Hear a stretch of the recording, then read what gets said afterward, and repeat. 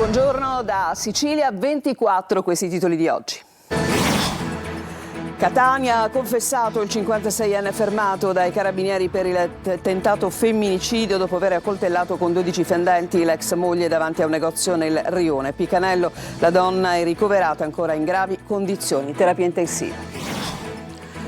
Palermo, dopo la disposizione di nuove indagini sulla morte di Angelo Onorato, parla Francesca Donato, dice: mio marito non si è suicidato, qualcuno lo ha ucciso.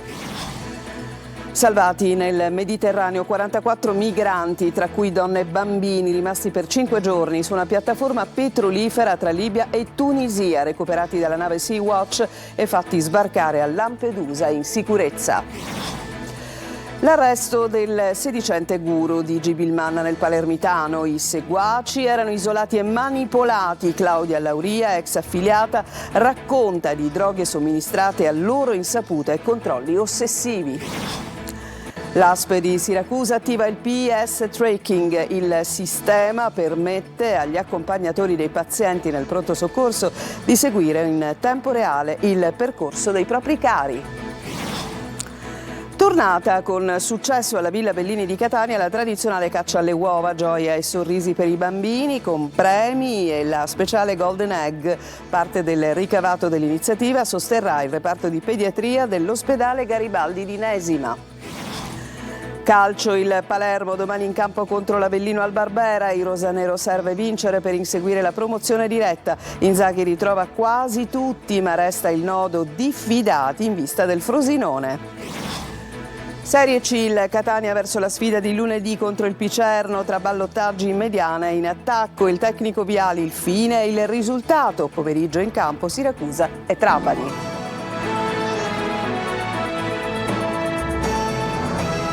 Ancora ben trovati, è stato fermato l'uomo che ha accoltellato l'ex moglie a Catania. Il 56enne ha confessato, la donna colpita da 12 fendenti è ricoverata in terapia intensiva dopo un delicato intervento chirurgico. Orazio Longo. Non avrebbe accettato la volontà della moglie di interrompere la relazione, volontà che quest'ultima gli aveva comunicato durante il periodo in cui lui era detenuto. Con l'accusa di tentato femminicidio e porto illegale di armi o oggetti atti a offendere, è stato fermato e condotto in carcere il 56enne che ha tentato di uccidere l'ex moglie di 51 anni, colpendola con 12 coltellate davanti a un negozio nel Rione Picanello a Catania. Durante l'interrogatorio l'uomo ha ammesso le proprie responsabilità. Secondo la ricostruzione della procura, una volta tornato in libertà l'indagato avrebbe preso contezza della volontà della moglie di porre fine al rapporto e, non accettando la decisione, avrebbe minacciato la vittima fino a giungere al tragico epilogo. Poi è scappato, ma la sua fuga è durata poco più di 14 ore. I carabinieri lo hanno fermato nello stesso rione, bloccandolo in piazza Pergolesi. In caserma l'uomo ha sostenuto di aver agito al culmine di una lite per una forte conflittualità familiare e per motivi che riguardano il fatto di vedere la figlia piccola. Ha negato la premeditazione, sostenendo di avere con sé il coltello che solitamente utilizza per raccogliere la verdura. Secondo una prima ricostruzione, l'uomo a bordo di uno scooter avrebbe raggiunto l'ex moglie in via Villa Glori, dove ci sarebbe stata una discussione che è poi degenerata. La coppia si era separata da 3 anni, mentre l'uomo era in carcere, da dove ne era uscito l'8 marzo. La donna è stata trasportata d'urgenza all'ospedale Cannizzaro, dove è stata sottoposta a un delicato intervento chirurgico. Per la coltellata al cuore è stata trasferita alla clinica Morgagni di Pedara, dove è ricoverata in prognosi riservata nel reparto di terapia intensiva. Permangono ancora dubbi sulla morte dell'imprenditore Angelo Onorato, ricordiamo trovato senza vita nella sua auto appunto a Palermo nel maggio del 2024. Ci sono altri 6 mesi di indagine, dunque è stata rigettata l'archiviazione. Ai nostri microfoni parla la moglie, che ha sempre ribadito di non credere al suicidio. Marco Gullà. Nei giorni scorsi il GIP ha respinto la richiesta di archiviazione della procura, chiedendo ulteriori indagini sulla morte di Angelo Onorato. L'imprenditore e marito dell'ex eurodeputata Francesca Donato era stato trovato senza vita nel suo SUV con una fascetta da elettricista stretta al collo il 25 maggio 2024. La famiglia non ha mai creduto all'ipotesi di suicidio. Ai nostri microfoni la moglie continua a ribadire che ci sono elementi che portano sempre più alla pista dell'omicidio. Ci sono vari elementi che portano ad escludere categoricamente l'ipotesi di un suicidio, non solo quelli psicologici, che dimostrano come non ci fosse alcuna idea suicidaria in lui, il prelievo al bancomat, l'acquisto del pandarancio che è stato trovato accanto al suo cadavere proprio fra i due sedili quando è stato ritrovato.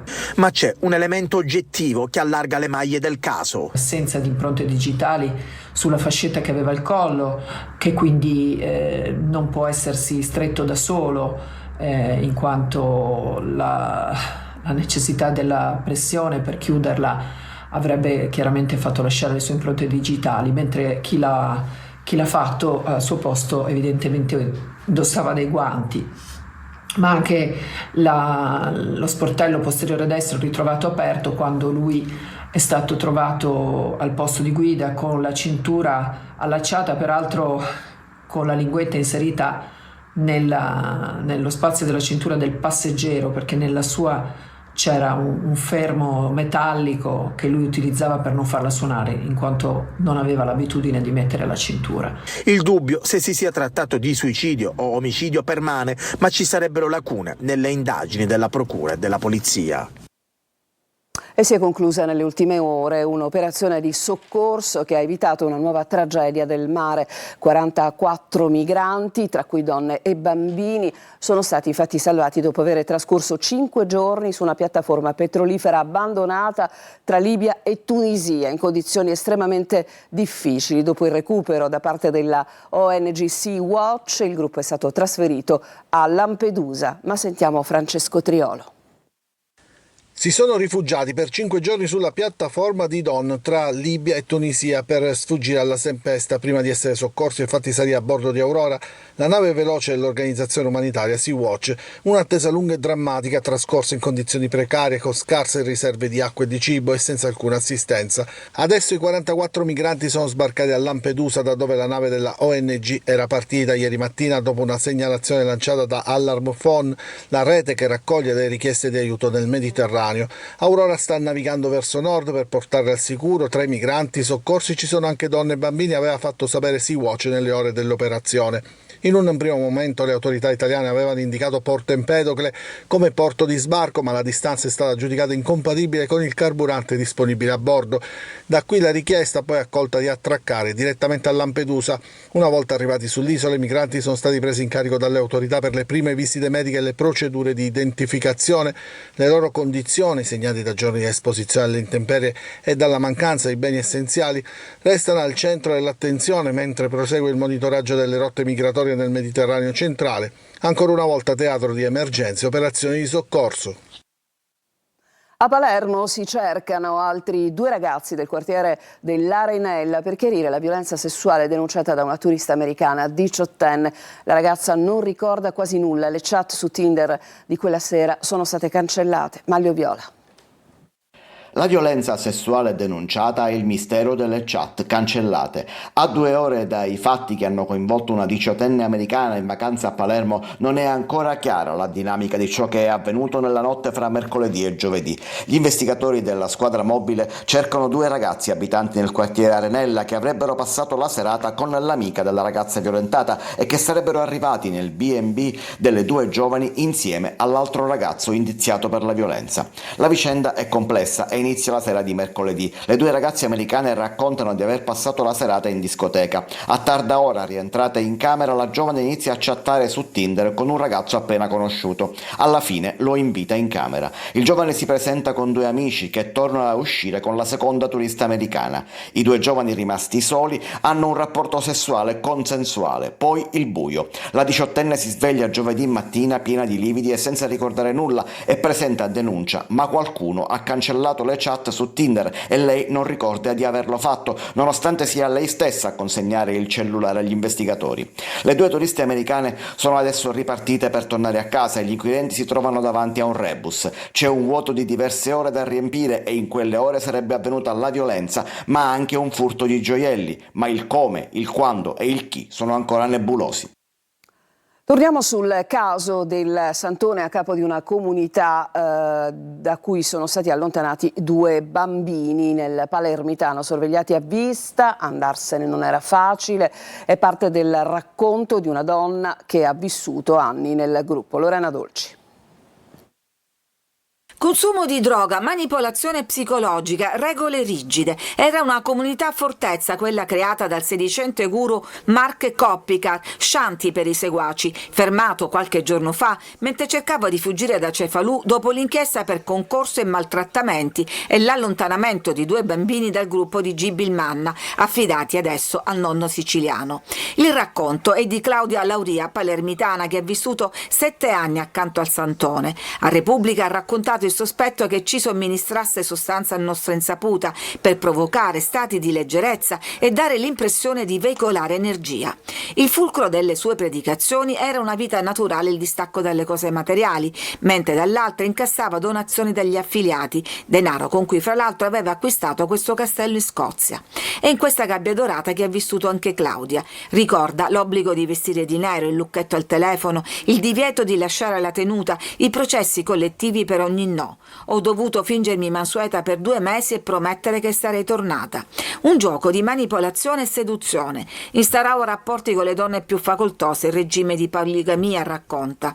Negli ultimi mesi il gruppo si era trasferito in questo casolare semideroccato. Qui 2 bambini di 11 e 7 anni non andavano a scuola e non avevano mai visto un pediatra. Erano perfino costretti a fare le ronde di notte.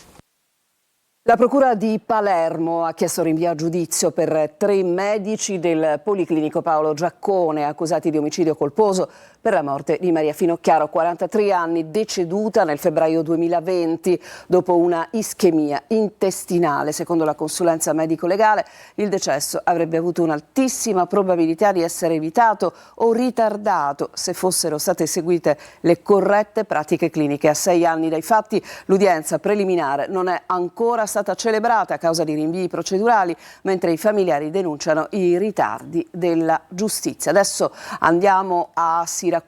Il sistema di tracciamento che sta conquistando i pronto soccorso di diverse province siciliane è stato elaborato appunto dall'ASP siracusana e permette di tenere costantemente aggiornati gli accompagnatori dei pazienti, seguendo in tempo reale l'iter diagnostico e terapeutico. Con le nostre telecamere vi portiamo all'Umberto I di Siracusa con Francesco Aloi. Si scrive PS Tracking, si legge innovazione. Nei pronto soccorso del siracusano l'accompagnatore può seguire passo passo il percorso del proprio caro. Lei mi lascia il suo numero di cellulare, io lo carico sulla scheda, gli arriverà un SMS con un codice OTP. Tutto parte da qui. Nel triage si dà il numero di cellulare della persona che si vuole tenere informata. Così, aprendo l'SMS, cliccando sul link e inserendo i dati, si hanno gli aggiornamenti in tempo reale. Il decorso del proprio iter all'interno del pronto soccorso nel rispetto della normativa sulla privacy e avere quindi contezza di tutto quelle prestazioni o di tutte quelle attività che sono eseguite proprio sul paziente. Quindi sono 3 le fasi per attivare il nuovo sistema di PS Tracking, una novità che sta già riscuotendo molto apprezzamento. Abbiamo dei feedback positivi perché permette di evitare l'isolamento del paziente all'interno del pronto soccorso. I problemi comunicativi si sono ridotti notevolmente e l'utenza è davvero contenta di questo nuovo sistema. Un sistema innovativo ideato e sviluppato dall'ASP di Siracusa, adesso replicato anche in altre province. Nell'ASP di Palermo, nell'ASP di Catania, l'IRCS di Messina e abbiamo in contatto in questi giorni con l'ASP di Enna. Quindi così anche i pazienti sono più tranquilli? Assolutamente sì. A Palermo, incidente all'alba in corso fino a chiaro aprile nei pressi del tribunale. Un automobilista ha perso il controllo del mezzo coinvolgendo 4 veicoli parcheggiati. 3 persone sono rimaste ferite e sono state trasportate in ospedale. Sul posto 118 e polizia municipale, traffico paralizzato per ora. In corso sono accertamenti alcolemici e tossicologici sul conducente. Un'altra notizia: i carabinieri delle Nasse di Palermo hanno effettuato controlli nelle pasticcerie del centro storico durante il periodo appunto pasquale, sorprendendo numerose irregolarità, tra le principali la mancata applicazione delle procedure di autocontrollo, carenze nella tracciabilità degli alimenti, cattivo stato di conservazione, degrado dei laboratori e dei locali. E poi naturalmente da qui le sanzioni amministrative. Prima di fermarci per una pausa, io vi ricordo che oggi, al termine del nostro telegiornale, andrà in onda Il Punto. Con me c'è il collega Luca Ciliberti, che naturalmente è pronto ad anticiparci il contenuto della puntata. Luca. Grazie Roberto. Oggi parleremo del caso Sigonella, diciamo di quello che è successo in queste ore, in questi giorni, impropriamente accostato a quello che è successo nel 1985, quindi spiegheremo anche questa lettura del caso Sigonella, ma poi entreremo nel vivo del dibattito politico, ancora Forza Italia, i veleni dentro il partito del presidente Berlusconi, e poi racconteremo, diciamo, ascoltando un po' le voci, la storia della Palestra Lupo, questo centro sociale sgomberato tra le proteste, tra le polemiche, insomma lo racconteremo dentro Il Punto. Tra gli ospiti ci sarà Marco Falcone, europarlamentare di Forza Italia, ci saranno tanti politici, una parentesi, ci sarà anche il collega Andrea Scanzi per analizzare un po' quello che sta succedendo a livello politico in Italia, quindi il post referendum che ha fatto tanto rumore anche attraverso la nostra trasmissione. Dunque restate con noi, tra non molto anche Il Punto, ci fermiamo e subito dopo riprenderemo con la seconda parte del telegiornale.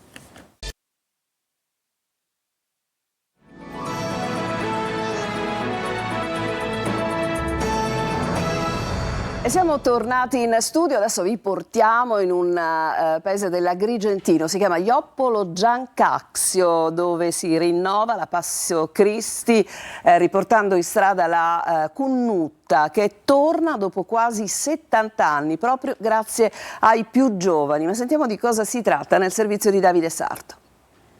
Tradizione, fede ed emozione nel cuore dell'Agrigentino. A Joppolo Giancaxio, piccolo borgo di poco più di 1000 abitanti, la Passio Cristi torna a parlare al cuore della comunità.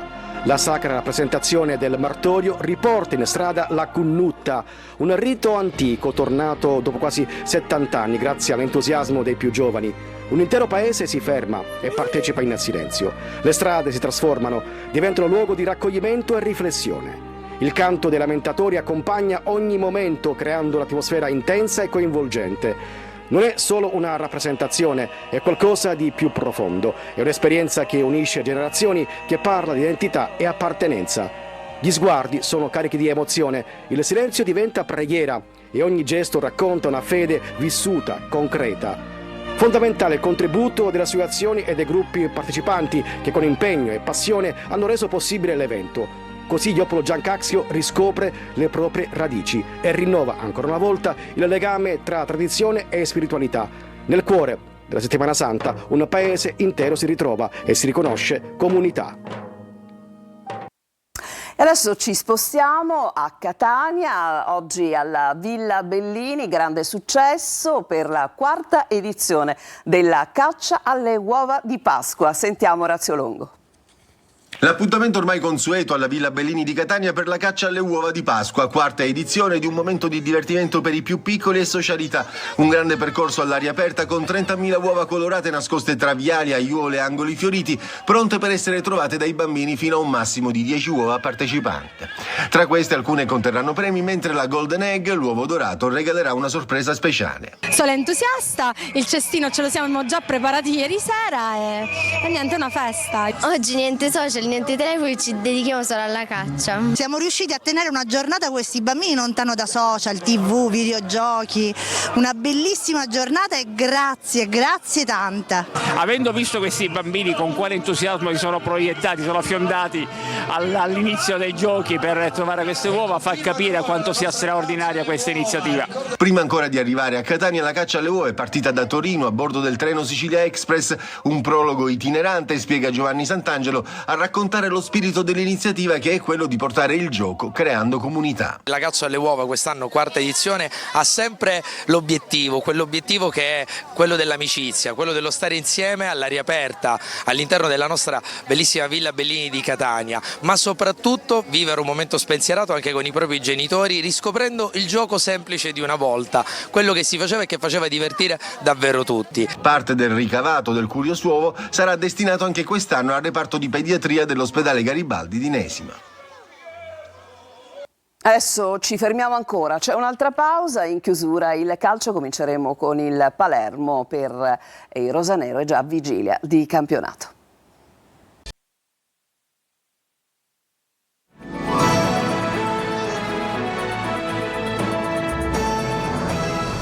Siamo al calcio, vigilia di campionato per il Palermo che domani affronterà l'Avellino al Barbera. Inzaghi ha già in mente l'11 da schierare. Marco Gullà.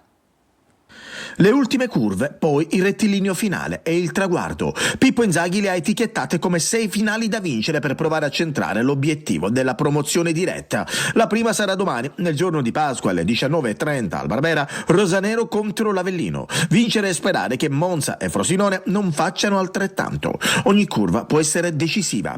Inzaghi ritrova quasi tutta la rosa a disposizione, l'unico assente contro l'Avellino sarà Rui Modesto, out per squalifica. Sul piano tattico si va verso il ritorno al 3-4-2-1 più quadrato rispetto a quello visto a Padova, con i titolari abituali pronti a riprendere il loro posto. C'è però un nodo da sciogliere. 4 difensori, Bani, Magnani, Peda e Beresischi, sono in diffida e nel prossimo turno è in programma lo scontro diretto con il Frosinone.